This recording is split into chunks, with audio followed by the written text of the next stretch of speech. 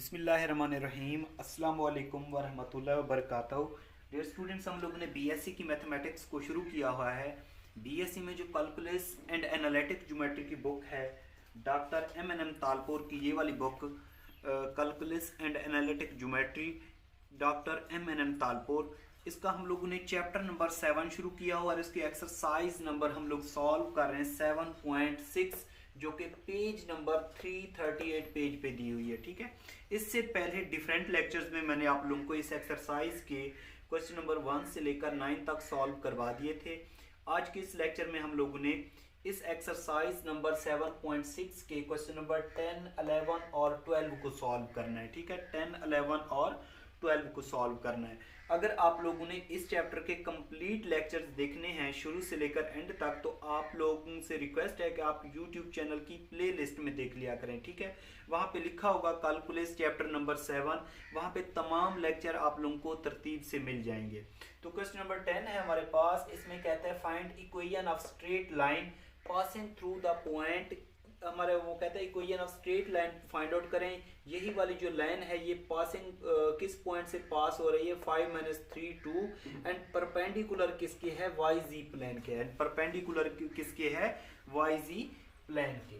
तो इसका सोल्यूशन हमने लोगों ने फाइंड क्या करना है, equation of straight line. Equation of straight line हम लोगों ने क्या फाइंड आउट करनी है, equation of straight line find out करनी है। ठीक है, तो ये हमारे पास यहाँ पे वो कहता है कि passing through the point 5 - 3 2 and perpendicular किसकी है, वाई जी प्लेन के। तो यहाँ पे लिखेंगे सिंस रिक्वायर्ड लाइन परपेंडिकुलर किसके है, वाई जी प्लेन के। अगर परपेंडिकुलर वाई जी प्लेन के है तो पैरेलल किस एक्स लाइन के होगी, पैरेलल किस लाइन के होगी, पैरेलल टू किसके होगी, parallel to X axis, parallel to X axis. अब एक्स एक्सिस पे जो हमारे पास डायरेक्शन कोसाइन होते हैं वो क्या होते हैं, तो हम जानते हैं direction cosine at X axis. Direction cosine क्या होते हैं, एल, एम और एन। उनकी जो वैल्यू है डायरेक्शन एक्स एक्सिस पे क्या होती है, 1 0 0, वाई एक्सिस पे क्या होती है, 0 1 0, जी एक्सिस पे क्या होती है, 0 0 1। एल, एम और एन ये हमारे पास आ गए। ठीक है, अब हम लोगों ने फाइंड आउट क्या करना है, इक्वेशन ऑफ स्ट्रेट लाइन। ये हमारे पास एक पॉइंट गिवन है। जब एक पॉइंट गिवन होता है तो उसको हम लोग पी नॉट का नाम दे देते हैं। पी नॉट हमारे पास होता है एक्स नॉट, वाई नॉट और जी नॉट। एक्स नॉट की वैल्यू कितनी है 5, वाई नॉट की -3 और जी नॉट की कितनी है यहाँ पे 2। ठीक है, अब हम लोग फार्मूला अप्लाई कर देंगे इक्वेशन ऑफ स्ट्रेट लाइन का।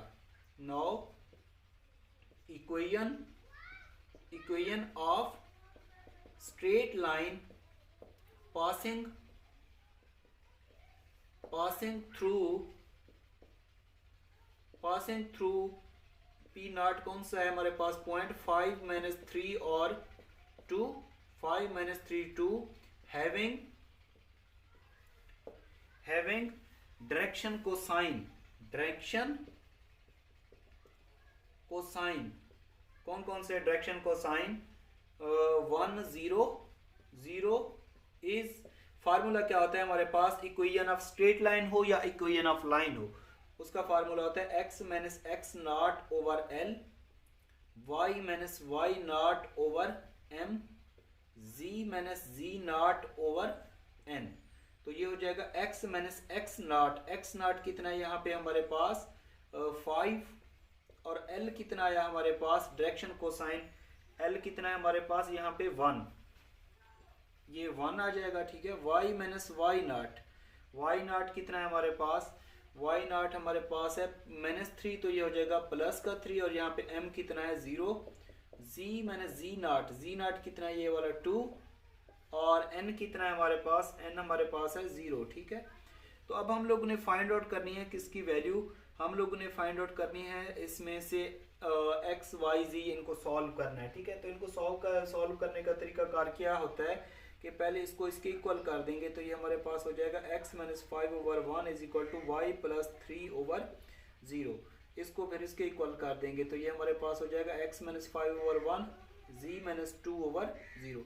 इसको इसके साथ क्रॉस मल्टीप्लाई करेंगे तो ये सारा रिजल्ट 0 हो जाएगा। 0 is equal to y plus 3, तो इसमें से y निकालेंगे तो y हमारे पास हो जाएगा -3 के इक्वल हो जाएगा। ठीक है, तो ये इसका रिजल्ट। इसको क्रॉस मल्टीप्लाई करेंगे, इसको इससे मल्टीप्लाई करेंगे 0, z-2 को 1 से मल्टीप्लाई करेंगे z-2, तो इम्प्लाइज दैट z की वैल्यू कितनी हो जाएगी +2। ठीक है, तो ये हमारे पास आ जाएगी। अगर परपेंडिकुलर y z प्लेन के था तो हमारे पास y और z की वैल्यू कितनी आई, y की वैल्यू -3 आई और z की वैल्यू कितनी आई 2 आई। ठीक है, तो ये इसका सोल्यूशन। अब हम लोग ने फाइंड इसका सॉल्व करना है इस एक्सरसाइज का क्वेश्चन नंबर 11, वो भी बिल्कुल आसान है। ठीक है, तो उसको करते हैं हम लोग। तो क्वेश्चन नंबर 11 ये वेरी इंपॉर्टेंट क्वेश्चन है। इसमें कहता है find equation of each coordinate axis, मतलब हम लोग ने फाइंड आउट करना है इक्वेशन ऑफ एक्स एक्सिस, ठीक है, इक्वेशन ऑफ वाई एक्सिस और इक्वेशन ऑफ जी एक्सिस। ठीक है, equation of X axis, equation of Y axis और इक्वेशन ऑफ जी एक्सिस।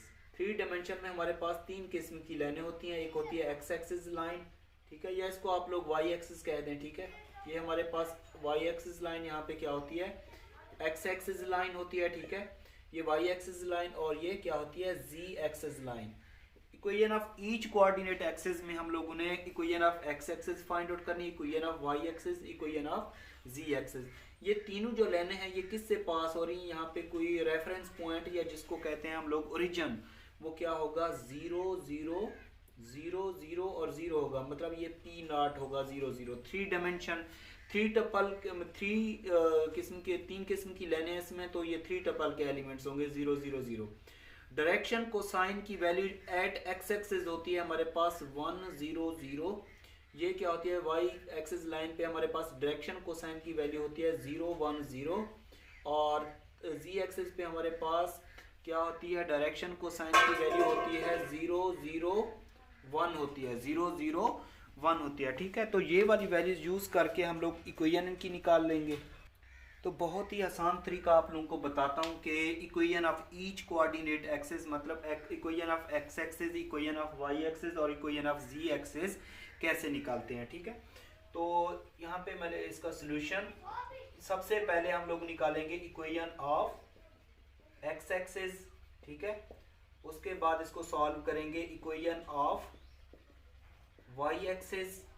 ठीक है, और थर्ड नंबर पे हम लोग सॉल्व करेंगे इक्वेशन ऑफ जी एक्सिस। ठीक है, equation of straight line find out करनी हो या इक्वेशन ऑफ कोई इक्वेशन फाइंड आउट करनी हो, ठीक है, तो उसके लिए हमें पॉइंट की जरूरत होती है और इसके अलावा डायरेक्शन कोसाइन की या डायरेक्शन रेशियोज की जरूरत होती है। ठीक है, तो पासिंग पॉइंट तो इसका ये वाला हो गया। ठीक है, पासिंग पॉइंट हमारे पास P0 किसके बराबर है 0, P0 जिसको कहते हैं हम लोग x0 y0 और z0, ये किसके बराबर है 0 0 और 0। ये सब पे यही वाला होगा P0 किसके बराबर x0 y0 और z0, ये किसके बराबर आया 0 0 और 0। ठीक है, उसके बाद ये हमारे पास यहाँ पे भी P0 क्या होगा x0 y0 और z0, ये तीनों का क्या हो गया 0 0।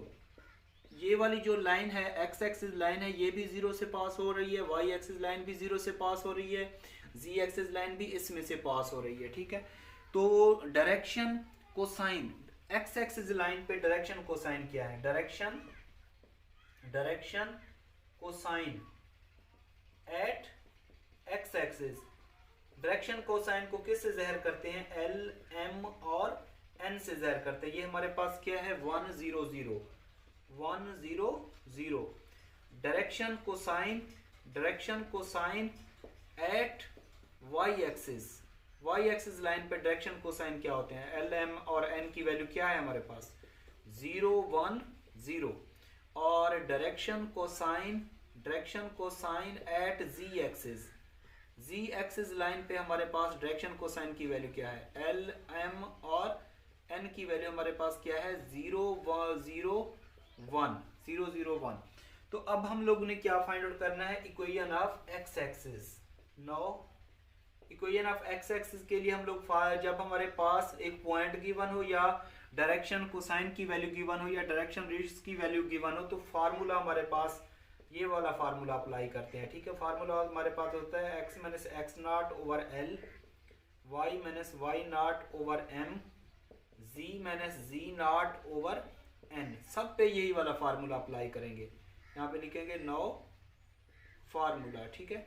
फार्मूला हम लोग यही वाला अप्लाई करेंगे, x minus X naught over m, y minus Y naught over n, l ये m और ये n, z minus z naught over n। यहाँ पे फार्मूला हम लोग यही वाला फार्मूला अप्लाई करेंगे, x minus X naught over l, y minus Y naught over m और z minus z naught over n, ठीक है। x नाट यहाँ पे x नाट कितना है, x नाट y नाट और z नाट तो 0 है, ये 0, ये भी 0 और z भी 0। L M और N ये कितना है 1 0 0, ये 1 0 और 0। उसके बाद ये भी 0 है, ठीक है, ये भी 0 और ये भी 0। उसके बाद 0 1 0, L M और N की वैल्यू क्या है 0 1 0। ये है x माइनस 0 और ये भी 0 है, ठीक है, और ये भी 0 है। यहाँ पे है 0 0 1, ठीक है। तो इक्वेशन ऑफ एक्स एक्सिस हम लोगों ने निकालनी है, इक्वेशन ऑफ एक्स एक्सिस, ठीक है। जब इक्वेशन ऑफ एक्स एक्सिस निकालेंगे तो यहाँ पे हमारे पास अगर इसको और इसको बराबर करें, ये आ जाएगा x over 1 y over 0, y over 0, ठीक है। इसमें हमारे पास x की वैल्यू भी क्या आ जाएगी, इसको ऐसे भी लिख सकते हैं या ऐसे कर लेते हैं, ये मैं लिखवा देता हूँ, x ओवर 1 y ओवर 0 और z ओवर 0, ठीक है। जब इक्वेशन ऑफ एक्स एक्सिस लेंगे तो उसमें y और 0 क्या होते हैं, 0 होते हैं, ठीक है। इसमें क्या होगा, y भी 0 होगा और z भी 0 होगा। जब इक्वेशन ऑफ y एक्सिस लेंगे तो इसमें क्या होगा, x भी 0 होगा, ठीक है। इसको जब सॉल्व करेंगे x भी 0 होगा और क्या होगा, z भी 0 होगा। जब इक्वेशन ऑफ z एक्सिस लेंगे, z एक्सिस की बात कर रहे हैं, तो बाकी दो लाइनें क्या हो जाएंगी, उनके कोऑर्डिनेट जो होंगे वो 0 के बराबर हो जाएंगे। तो x भी क्या होगा 0 के बराबर और y भी क्या होगा 0 के बराबर, ठीक है। तो इस तरीके से हम लोग equation of each coordinate axis मतलब x एक्सिस निकाल लेंगे, equation of x axis, equation of y axis और इक्वेशन ऑफ z एक्सिस, और ये इसका सॉल्यूशन। तो क्वेश्चन नंबर 12 है हमारे पास, इसमें कहता है कि फाइंड करें equation of straight line, find out करें passing through the point 3 4 5 intersecting z axis at right angle, ठीक है। सबसे पहले इसकी हम लोग डायग्राम बनाते हैं। यहाँ पे 3 टपल के एलिमेंट्स हैं, तो इसका मतलब 3 डायमेंशन की बात हो रही है, ठीक है। तो 3 डायमेंशन में हमारे पास ये क्या होती है, ये एक्स एक्सिस लाइन होती है, ठीक है, ये एक्स एक्सिस लाइन, और ये क्या होती है हमारे पास वाई एक्सिस लाइन, और ये क्या होती है हमारे पास जी एक्सिस लाइन होती है, ठीक है। ये वाला जो पॉइंट है ये इंटरसेक्ट कर रहा है किस पे, जी एक्सिस पे, तो ये जी एक्सिस है, ठीक है। ये पॉइंट हमारे पास क्या है, यहाँ पे 3 4 और 5 पॉइंट है, इस पे इंटरसेक्ट कर रहा है राइट एंगल। राइट एंगल यहाँ पे 90 डिग्री का एंगल बनेगा ना, ठीक है। तो देखें ये अगर जी एक्सिस पे एक्ट कर रहा है, ये इंटरसेक्ट कर रहा है, तो हमारे पास यहाँ पे जी का पॉइंट कितना है, यहाँ पे 5, ये 5 का 5 रहेगा, ठीक है। बाकी जो 2 होंगे वो क्या हो जाएंगे, वो हमारे पास 0 हो जाएंगे, ठीक है। तो इस पॉइंट को हम लोग P1 का नाम दे देते हैं, इसको हम लोग क्या देते हैं, P2 का नाम दे देते हैं, ठीक है।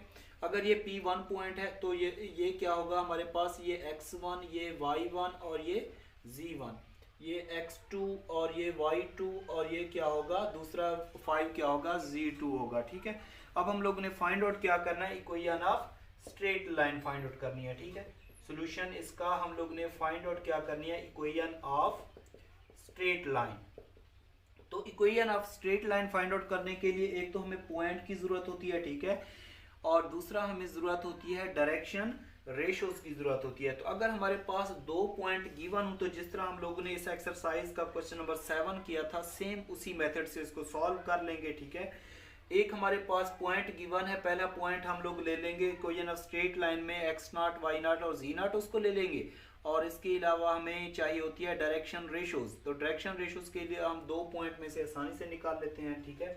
तो फॉर डायरेक्शन रेशियोज,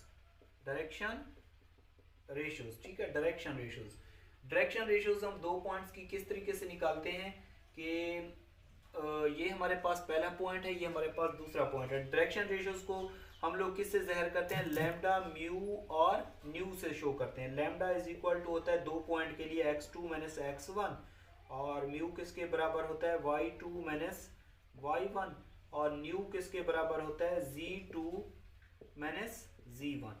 अब ये वैल्यूज हमारे पास गिवन हैं, ठीक है। ये x1 y1 z1, ये x2 y2 z2, तो इनकी वैल्यू पुट कर लेंगे। ये हमारे पास हो जाएगा 3 माइनस 0 और 4 माइनस 0 और 5 माइनस 5, तो ये हमारे पास हो जाएगा 3 और ये 4 और ये 0 आ जाएगा, ठीक है। लैम्डा की वैल्यू आ गई, म्यू की वैल्यू आ गई, न्यू की वैल्यू आ गई, ठीक है। अब हम लोग फाइंड करेंगे इक्वेशन ऑफ स्ट्रेट लाइन, ठीक है। Now equation of straight line passing through, इसमें से जो पहला पॉइंट होगा उसको यहाँ पे P1 है, पहले पॉइंट P0 का नाम दे देंगे। पासिंग थ्रू P0 क्या है, 0 0 5, हैविंग डायरेक्शन